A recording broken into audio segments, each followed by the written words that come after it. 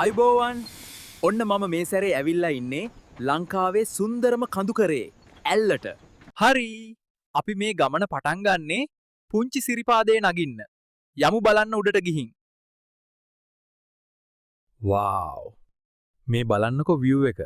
මහන්සි වුණාට ඇත්තටම වටිනවා. අර පේන්නේ ඇල්ල රොක්. මේක නම් මාරම ෆන්.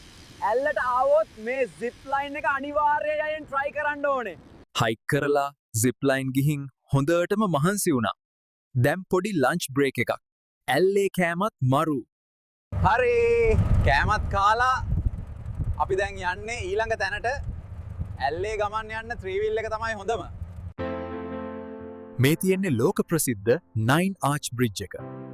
මේකේ ලස්සනම වෙලාව තමයි කෝච්චිය යන වෙලාව. අන්න කෝච්චිය එනවා. බලන්නකෝ ඒකේ ලස්සන. මේක බලන්නම වටින දර්ශනයක්.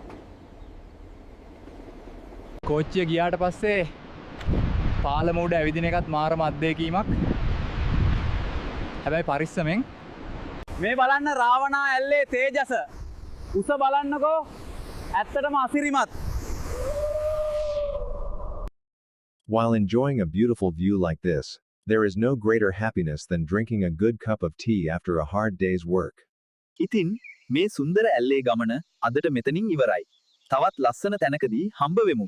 ගිහින් එන්නම්.